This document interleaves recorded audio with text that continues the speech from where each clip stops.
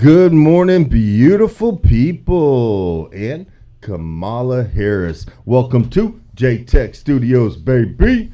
Today, we got a friend in the house, a friend by the name of E. We're going to be talking about disinformation, misinformation, California signing into law that if anybody caught posting misinformation on their social media site, then they can be fined and or jailed. Is this attacking free speech? I mean, that's really the question. You know, should people have the right to post on their social media site whatever they like? I don't know. E, what do you think? On sites that have a lot of children prevalent, I think that those restrictions should be put into place because a lot of parents leave it up to the internet to raise children nowadays, since it is widely available on a lot of devices, which parents give kids a lot of. And if they're trying to get accurate information on something, I believe it should be able to be actual information and not misinformation. I would take a different opinion. I would say that it's up to the parent to raise their kid correctly. It's not up to the media platforms to raise every child in the world that's on their platform, which would be millions and millions of child. If you don't want your kid watching or listening to certain things, then there are safety features on most of these sites to where you can make sure that your kid has that safety feature on lock on their phone or device. And it should be up to the parent to raise their own children. The problem with society is parents these days can't even raise their own kids. But why should it be up to the social media platforms to raise or censor what everybody's kid can or cannot see? I mean, you don't think that the parent has the right and should be the one responsible for, what their children intakes into their brain? So, in the case of a parent being absent, or a child being put into the system of CPS, and not being really raised with restrictions, do you think that the media should just take no care for them or consideration? No, I do not, because I think if the kid has no parents whatsoever, let's say that their parents were horrifically killed in a car accident and they were placed into CPS, or their parents weren't good parents and the children were taken from them and they were put into CPS, and then the foster parents that are raising them, they can't control the kids that are under their care, then those people should not be foster parents. They have no right to be if they can't watch what the child is consuming correctly. What do you think, John? Well, this is what I got to say about that. I think everybody's misunderstanding the difference between the internet and social media platforms. If you're doing research on the internet, you're on Google, you're on MSN search, whatever kind of search. You're doing a search. If a child should not have access to social media platforms where all the child predators, a social media platform, that is what it is. It's a social media platform. Yes, they use the internet to get on, but you have an app to get on. It's not on the internet. I mean, you're using the internet to travel to the app, but I mean, it's not on the actual Google searches. Well, what about is my mic on still? Yes, your mic is loud. I feel like I can't hear it. Well, okay, so then we have to separate the two. You have the internet and you have social media platforms. What about misinformation that's presented on just the internet, and we're not even talking about the social media giants out there? Well, I mean, we the citizens don't have really control of. I mean, you have websites that you can go to, but if you have a website, I mean, you paid for that. I mean, you held, whatever. There's millions of, porn sites. I mean, are we going to take all those off the internet too? I mean, this is big business. How easy is it to get onto a porn site? Well, all you do is they say, "Are you 18?" You say, "Yes." Done. Well, I mean, when you go into a social media platform and you open up a social media account, they do ask you your age, and they do, restrict anybody under the age of 16 or 16 or whatever it is. They do put restrictions on those accounts.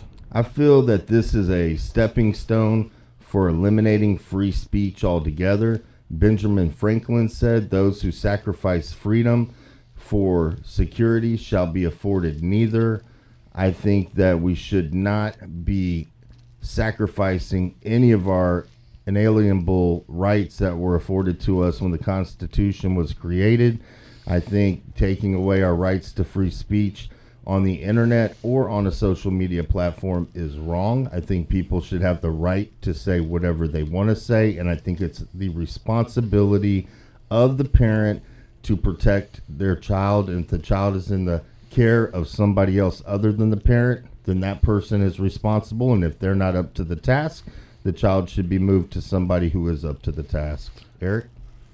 So, let's say you have a curious child that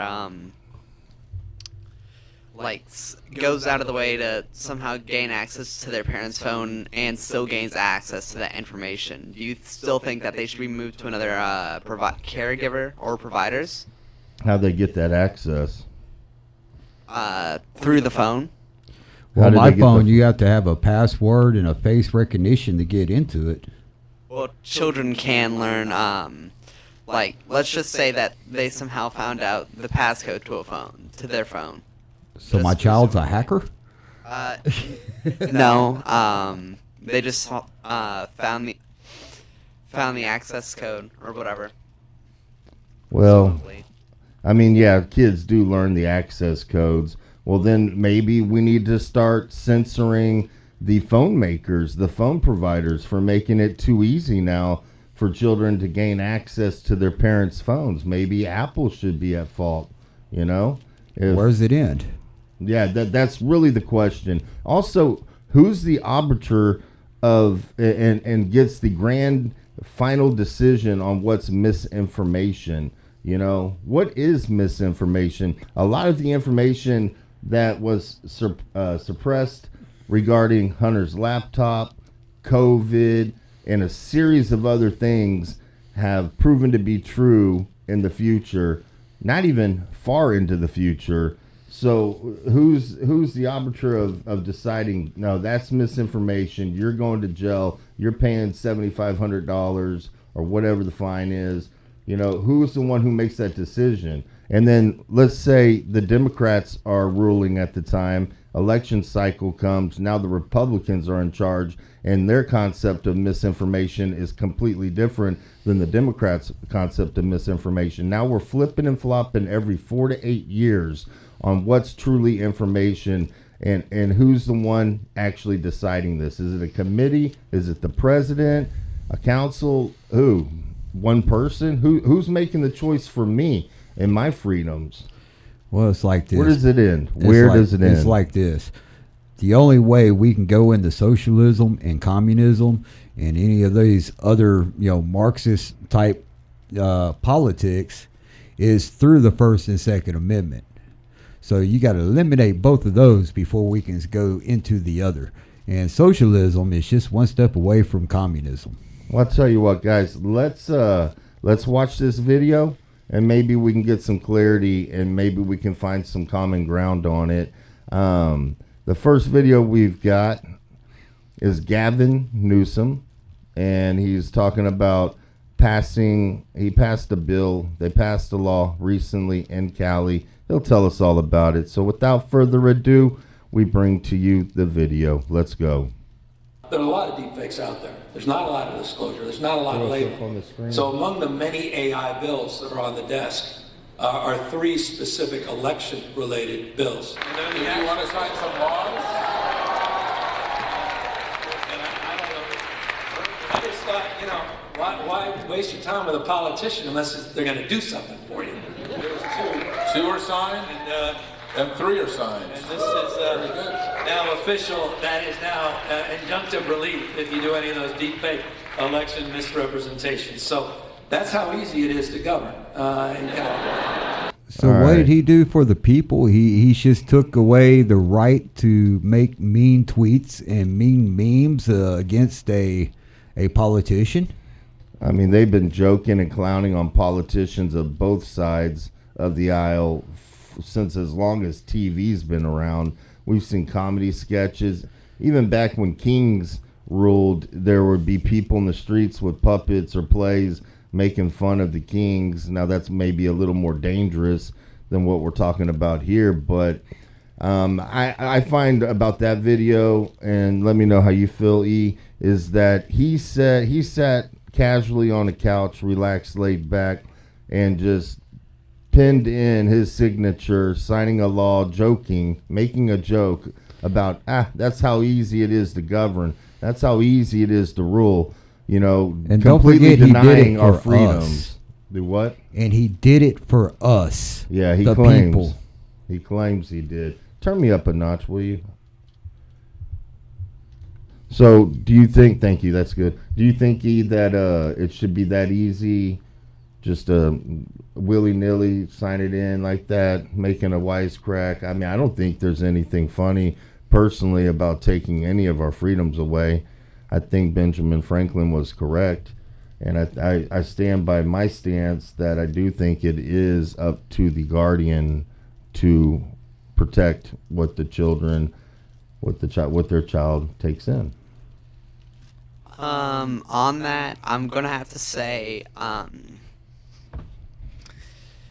you know, I'm sure there was a long, arduous process to get that bill signed into effective law, and I personally don't think that it's okay for that law to be put in. I believe it unconstitutional because making fun of politicians is it's not That is really placed hate on the speech, so there's no reason for it to be criminalized, and it's not hurting anyone. If anything, there should be heavier content restrictions put on pornography and gore on social media sites, which are easily accessible to minors. I would agree. I do agree with something he said for sure. I do think that there should be, you know, like when CDs came out or movies came out, and they would put on there a tag saying on the movie Parental advisory. Yeah, I do think before each video, depending on the content within that video, I do believe that it should let you know straight up what this video is about. And if you are underage to that kind of graphic material, then you should have some kind of passcode you have to put in that the guardian sets on your phone that allows you to access that video. If not, then that video you can't even play. You have to go on to the next. I would agree with more restrictions in that way. Hell, I got that on my HBO. Right, but I don't agree with people not being able to put what they want to put on social media or on the internet, but let's stick with social media because that's what this is about. I don't agree with people getting in trouble for putting what they want to put on social media, or social media platforms getting in trouble for having that content on their sites. I don't even know how hard it'd be to restrict what everybody's throwing up on YouTube, what everybody's throwing up on X. What do you think, John? Well, I mean, it's like this. I mean, I've been working for the company for 2 years now, and Scott, every time I turned around, he was getting put in Facebook jail over something he reposted. We love you, Scott.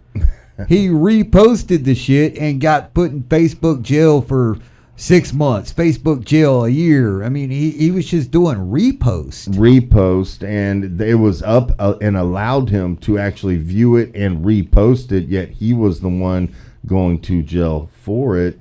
Yeah, I don't think that's cool at all. Well, not actual jail, but he ended up getting deplatformed. I had to make him a fake account so he could post again. Hang on, don't tell him that. Oh, I don't care if they know. I put it up. I don't care. Hey, let's move on to the next video. This is Joe Rogan. He's listening to a clip of the cackling hyena Kamala Harris talking, and then I think Joe Rogan reacts, and we'll react to Joe and Kamala. Let's go. That is placed on these social media sites to understand their power. They are directly speaking to millions and millions of people without any level of oversight or regulation. And that has to stop. Okay. There's no way to misconstrue that. What does that mean? Oversight and regulation for free speech is ridiculous. Yeah, totally. Just that alone, there's no way to misconstrue that, right? What she was saying is what I was thinking she was saying. She was saying she wants government oversight and regulation for social media. That's crazy. It's crazy for anyone to want it, because if the only reason you want it, right, is because you agree with the ideological bent of the platform, wait until someone else is in charge of it, or wait until there's a different government in charge. It's also saying that the very thing that Mark Zuckerberg regrets should be happening. Like, she's essentially saying, why should they have different rules for Facebook than they do for Twitter? Like, what rules? Like, what rules? We don't have rules. We have First Amendment rights of free speech. So that's Joe Rogan and Kat Temp from Fox. What's your takeaway from that, John? Oh, I agree with him totally. I mean, you're acting against my First Amendment rights. You know, it don't. I don't care what you say on the internet. I mean, this is the difference between a Democrat and a Republican. If I don't like what you say, I should swipe up. If I don't like what's playing on the TV, I change the channel. If I'm offended by something, I don't just go out and just, I want to get you canceled. I don't do that shit. I tell you what, let's for the remaining of this video, let's remove the kids from the picture. And let's strictly talk about people 18 years of age and older, okay? Because it's hard when you get kids involved. You know, we can have that debate, and we already have. It's not going to ever go anywhere. One person's going to feel one way, another's going to feel the other. Let's say strictly talking adults, 18 and older, should they have access to anybody's insanity and rambles and rants that they put onto the internet or social media platforms? Should it be allowed, and should they be allowed to view it, and should the creator be allowed to put it out there?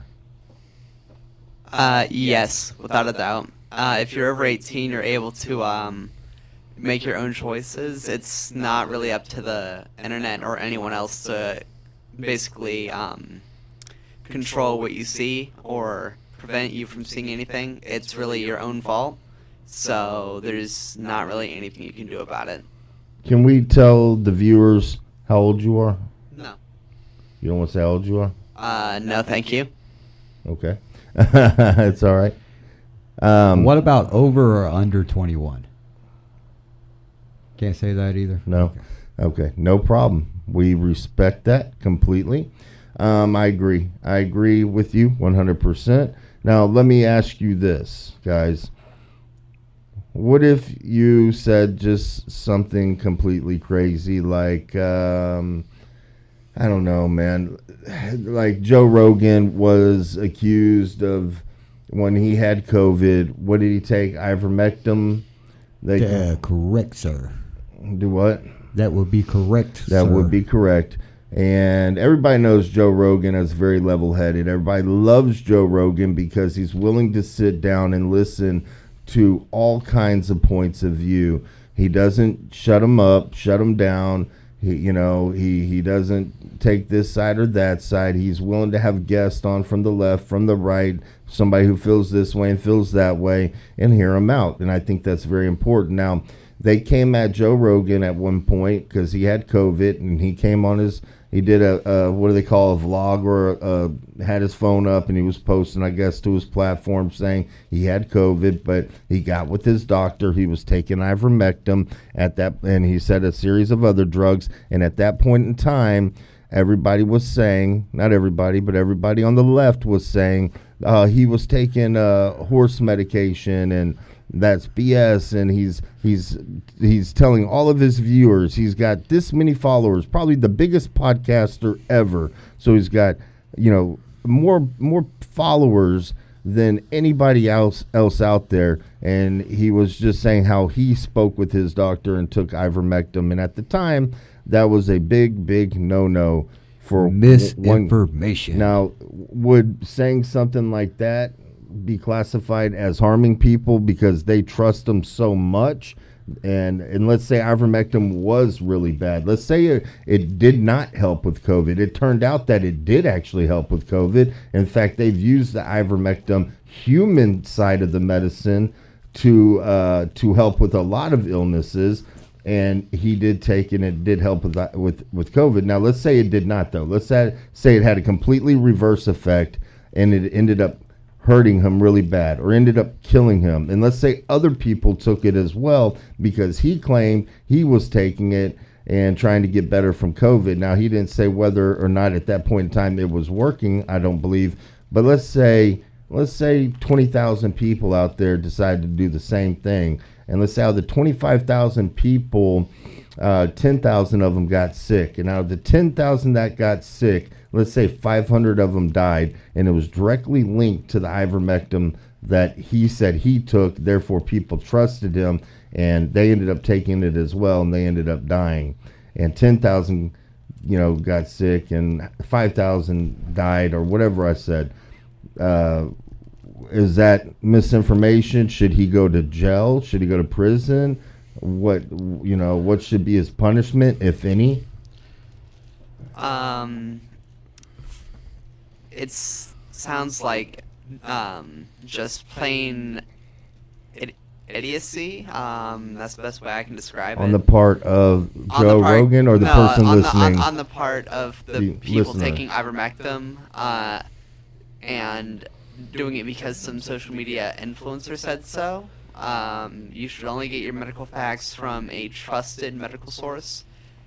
Agreed, 100% agreed. They also had a bunch of doctors get deplatformed from Facebook for saying, they're coming out saying that the medication used to treat malaria also cured COVID. We will.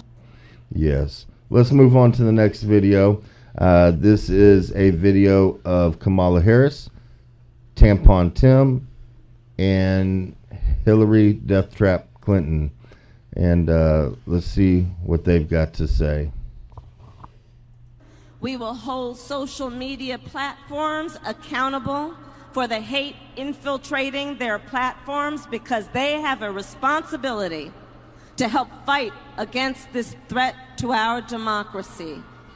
And if you profit off of hate, if you act as a megaphone for misinformation or cyber warfare, if you don't police your platforms, we are going to hold you accountable. I think. All right, let's stop with her real quick.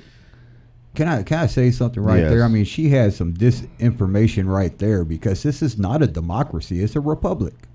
It is a republic. I mean, should we be able to throw her in jail now? Should we be able to charge her now for saying, I mean, what's good for the goose is good for the gander, right? I mean, come on. I mean, we act as a democracy. We are not a democracy. We are a republic. The difference between democracy and republic is, if you're a true democracy, then the majority vote wins every time. Even our rights that are afforded to us in the Constitution, the Bill of Rights, like the right to free speech, that is a right that's guaranteed to everybody who lives here, just like the right to practice any religion you want, the right to bear arms, and all the other rights. Now, in a democracy, those inalienable rights are afforded to everybody. And if the country were to vote as a whole in a democracy, then if 51% said you do not have the right to free speech, or you do not have the right to practice religion, or you do not have the right to be gay, or you do not have the right to bear arms, then that inalienable right that was afforded to you, that wouldn't exist. The majority would rule, and that 51% would get their way, leaving the 49% minority not getting whatever they just voted on. A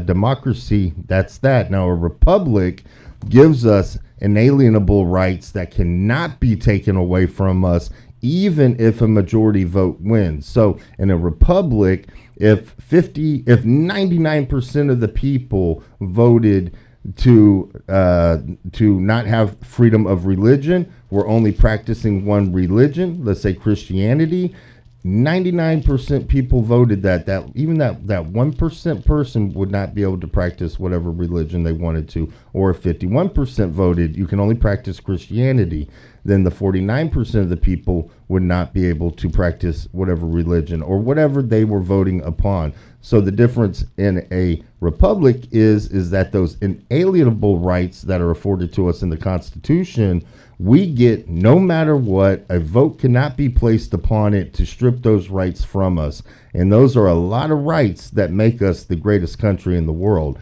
If we're a democracy and you wanted to be gay, and let's say right now with a republic, you have that freedom to do so, but in a democracy, you would not. If, let's say, we took a vote and 51% of the people said no.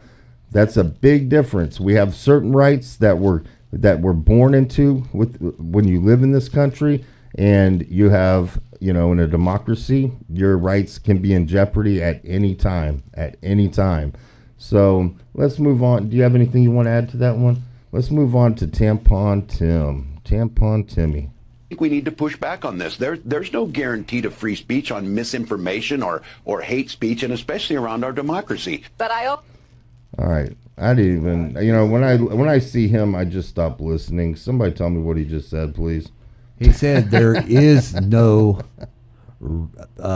freedom of speech. My bad. He said there is no freedom of speech when it comes to disinformation and hate speech and blah, blah, blah. I'm Tampon Tim, and we're going to put tampons in your bathroom. I got it. It was a short clip. I gotta rerun them back real quick because I gotta hold you accountable. I think we need to push back on this. There's no guarantee to free speech on misinformation or hate speech, and especially around our democracy.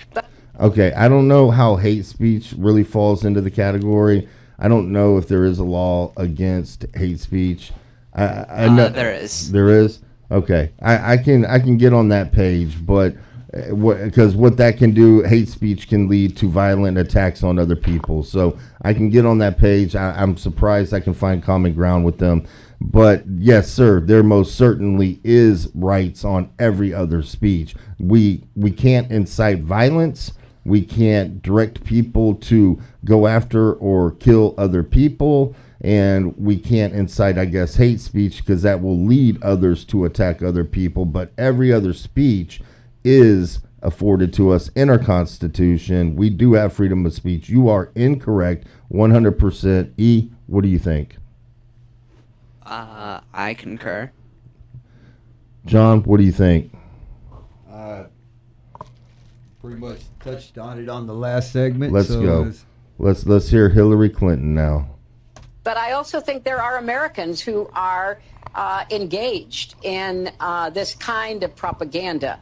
And whether they should be civilly or even in some cases criminally charged is something that would be a better deterrent. All right, so I got to say something real quick. She is a hypocrite. She has constantly said that she truly won the election against Donald Trump. She still to this day claims she won the election against Donald Trump. Everybody was silenced who said that Donald Trump had a right to challenge the election against Joe Biden. She spit misinformation, when she said she won the election against Donald Trump and continues to say it to this day, that is hypocritical. And that would be you spitting misinformation under your own, way of believing misinformation to be interpreted as. I do have one thing to say. Mm-hmm. Yes, many developed. Go to full screen. Sorry. All right. Says, yes, many developed democracies have laws against hate speech, but the United States does not. The U.S. Supreme Court has ruled that hate speech laws violates the First Amendment's guarantee of freedom of speech. Wait, so it's saying what? It says, yes, many developed democracies have laws against hate speech, but the United States does not. The U.S. Supreme Court has ruled that hate speech laws violates the First Amendment's guaranteed of freedom of speech. Okay, so meaning you could run down the street yelling the N-word, and that would be hate speech. I get it completely now. And I actually am somebody who agrees that that should be allowed. And let me explain why before I'm judged. I think it should be allowed because I think us as citizens should know what our neighbors truly think. And if you restrict their speech and they're in fear of being thrown in jail because of what they say, then you'll never truly know who your neighbor really is. I think it should be us as a society to deem that person unworthy. So basically, if we see somebody running down the street yelling the N-word, then us as society should castrate that person. And I don't mean literally castrate them. I think we should, we ban them. We ban them. We don't. You need to know who you're coming in contact with on a daily basis. That's why you shouldn't probably restrict hate speech, because if I never knew that my neighbor, if I was Jewish and I never knew my neighbor was a Nazi because of hate speech laws, then, I wouldn't know to protect myself and to keep a wary eye out against the people who could mean me harm. Does that make sense? Yes, sir. There are, disclosures on different social media platforms. It goes against their guidelines to have any kind of hate speech on, Twitter, Facebook, that type of thing. They will deplatform you. They will also kick you off of your gaming systems and, that type of thing for hate speech. So, hate speech in public is okay. Hate speech online is no. And then there's a separate hate speech, though, I think that is illegal. And I think that is when you are rallying for people to do harm, and obviously you're saying it in a hateful way. That hate speech is illegal, and I do agree with it to be illegal because you're trying to get a crowd to do your bidding or to do something evil against somebody else. They let them get away in the colleges with it. Well, they are, and that's because it's Democrats doing it, and they're not going to go after their own kind. Eric, how do you feel about my analogy? Would you agree for that to be true about, you should be allowed to walk down the street yelling the N-word because us as a society need to know who our neighbors are? That way we can protect ourselves against who they are. If hate speech was not allowed in that form, then we would never know who means to do us harm. I see where we're coming from with that, and personally, I think it is up to us as a society to judge people, but not to distribute our own forms of justice. Yes, we can alienate them from our society, but they're still human. They're still, they're not. Yeah, we're all human at the end of the day, but it's. I agree. It's not up to us to distribute justice. We should leave that to the court system. So there should be some form of punishment in hate speech, because it's not up to us to distribute justice, as I said, right, or prosecute. We shouldn't. You're right. We shouldn't distribute the justice that a court could distribute, but I think the perfect word that I was searching for that I couldn't find earlier was alienate. We can alienate them from our society. We can shun them almost like they did with leprosy, and I hate to even use that, but it's the only example that comes to mind right now. And even though it wasn't their fault that they had leprosy, you know, and it is somebody's fault who has hate in their heart. But yeah, alienate is a good word. As society, we should be able to know what our neighbors think, alienate them because of that. But when I say castrate, like I did earlier, I don't necessarily mean cut off their balls. I mean alienate, which is a better word. So I appreciate that. But yeah, absolutely. And then, you know, depending on how far they take it, the courts would step in at some point, because somebody with that much hate in their heart's going to end up getting into some trouble at some point in time. I think we should love everybody the same. That was a previous video that you said castrate, not this one. Was it? In case anybody's looking around, yeah, that was a previous video, not this one. It's been a long day, guys. It's been a long day. We got one more video. It says some of these conspiracy theories turned out to be true. Which ones? And this is Elon Musk, and I don't actually know who is in this interview with them. But without further ado, we bring to you the last video of the night. Let's go. The conspiracy theories have turned out to be true.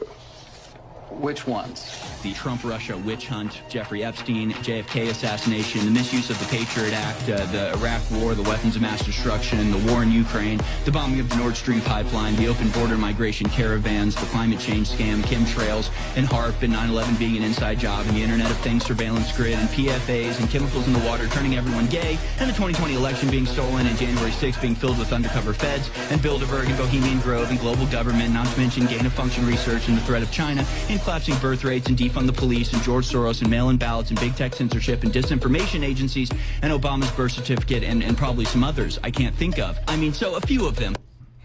Man, all Did right. he mention the laptop?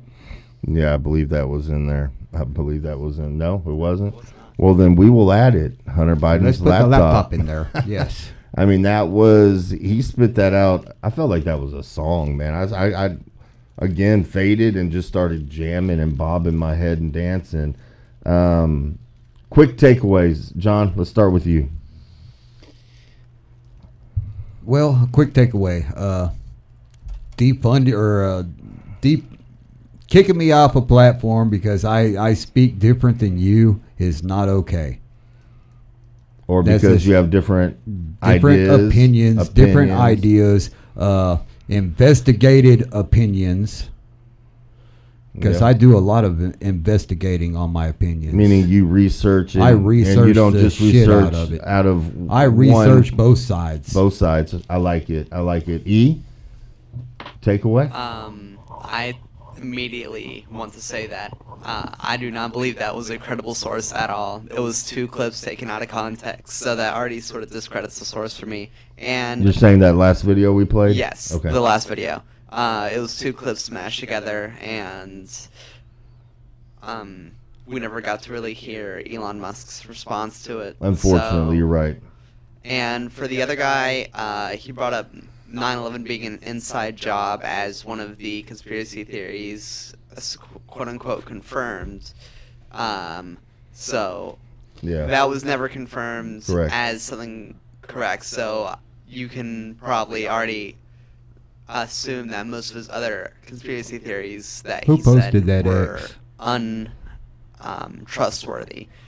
He also from said, my point of view, the water turning people gay. I've never heard of that in my life.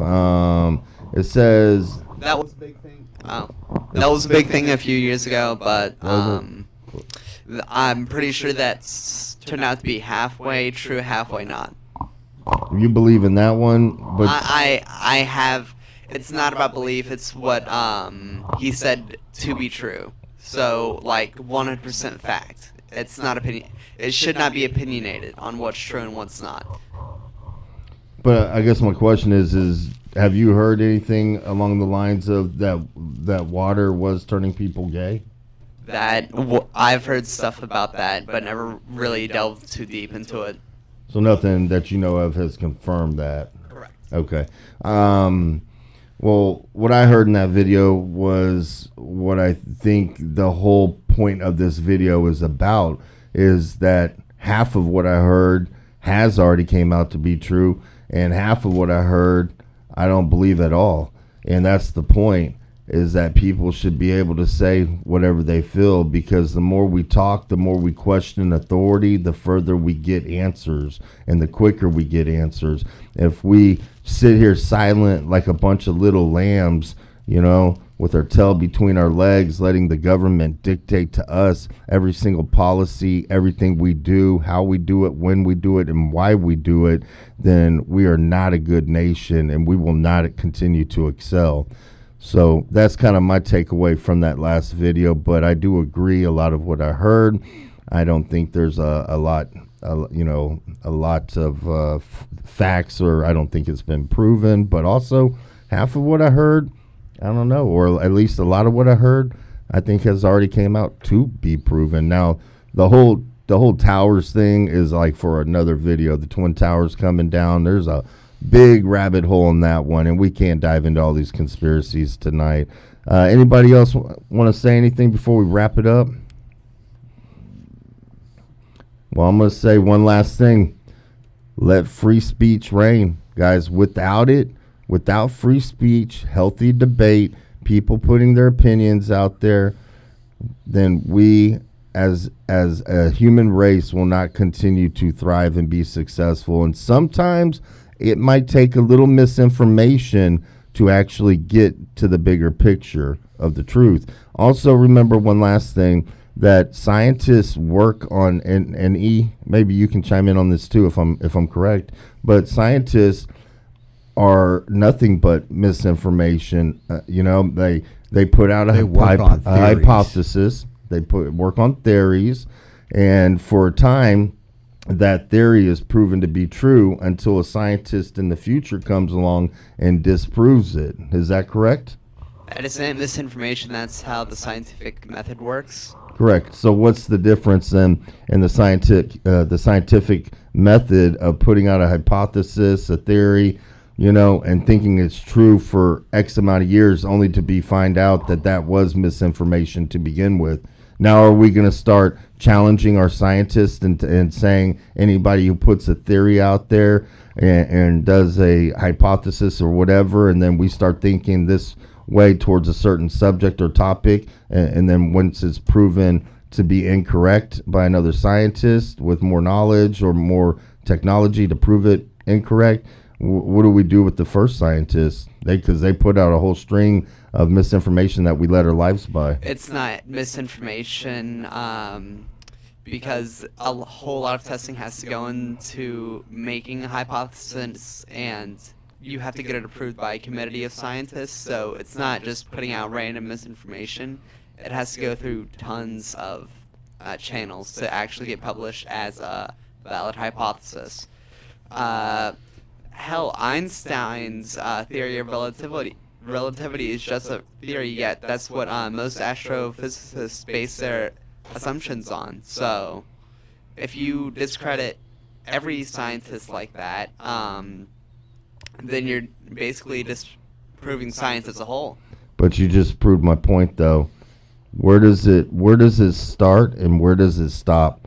And who is the person in charge of telling us what misinformation is? Because in the future, you could have somebody running that particular position that could say exactly what I said, that the scientist who got it wrong, or thought he had it right but got it wrong and was later proven to be wrong by another scientist, is misinformation. This is why we cannot have an arbiter of misinformation, because where does it start and where does it stop, and who's the one who's going to decide that for us? Well, there's multitudes of testing that goes into science, as I said.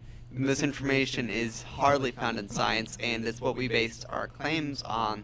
Now, there are news sources out there that do spread misinformation about sciences, but most of that is easily fact-checkable. So, and with what you said about scientists in the future coming later on and disproving it, it does not discredit that scientists' previous works, no. because just because one theory is wrong does not discredit their entire thing, because it's just methods of testing and testing repetitively to make sure that you're getting the same result and that what you're seeing is correct. So, no, misinformation cannot be found in science, really. But does that disprove my argument that nobody should tell us what we can and cannot say? Because at some point in time, this rabbit hole is going to take its toll, and it could work its way all the way down to even scientists. Well, I got one thing to say.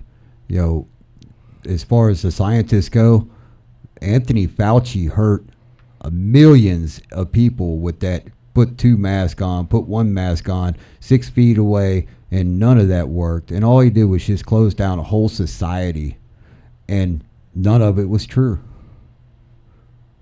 And he was a scientist. All the kids taken out of school, that a lot of kids when they go to school, they do actually, teachers, counselors, they find out that their living conditions aren't the greatest, and a lot of kids are saved by going to school. A lot of kids weren't able to go to school. That is one way that it hurt.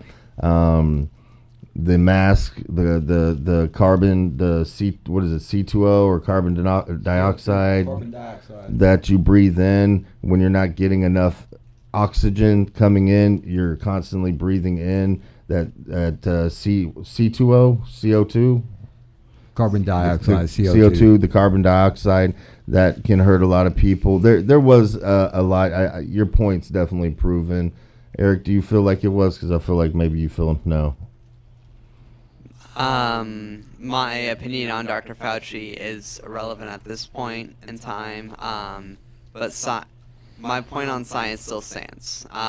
It has to go through a committee, I believe, and that's really all I have to say, although I do not approve of Dr. Fauci's method of handling COVID-19. His methods were flawed, in my opinion. Well, he is a scientist, and who's to say that another scientist's methods aren't flawed as well? And it just really goes back to the same point that nobody should dictate to us as human beings what we can and cannot say, because where does it stop? It will never end, and at some point we'll lose our right to speak altogether. Anyways, that's it for now, guys. This is J-Tech Studios. Appreciate E for standing in as a guest. Do you have that applause button? No, not today. That's all right. This is J-Tech Studios. Please hit the like, the subscribe button, ring the bell, leave us a comment below, and let us know what you think. And remember, America, we love you all, and we're out. Peace. Peace.